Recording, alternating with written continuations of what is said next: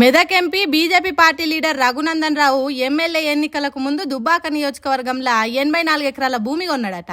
అయితే అది ఎస్సీ ఎస్టీలకు ఇచ్చిన అసైన్డ్ భూమి. దాన్ని రఘునందన్ రావు ఎట్లా తీసుకుంటాడు?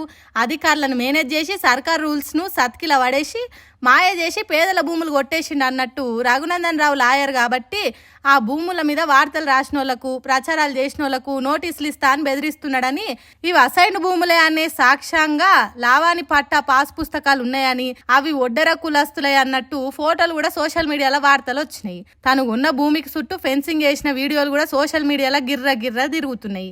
అయితే ఆ భూముల మీద రఘునందన్ రావు ఓ యూట్యూబ్ ఛానల్లో చెప్పుకుంటా, నేను చట్ట ప్రకారమే కొన్నా, ఆ భూముల పంచాది కోర్టుకు కూడా ఎక్కింది, కోర్టు తీర్పు చెప్పి అధికారులకు ఆదేశాలు ఇచ్చింది, నేను సంగారెడ్డిలో ఉన్న భూమి అమ్మి మా ఊరు పక్కకు కొన్నా అని చెప్తున్నాడు.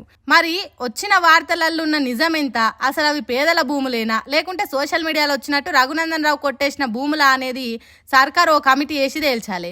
బీదలు బాగుపడాలని వెనకట కాంగ్రెస్ సర్కార్ వంచిన భూములు ఒకవేళ బీదలయ్యే అని తేలితే మళ్ళా వాళ్ళకే వంచాలని కోరుతున్నారు రఘునందన్ రావు భూముల ముచ్చట తెలిసిన పబ్లిక్.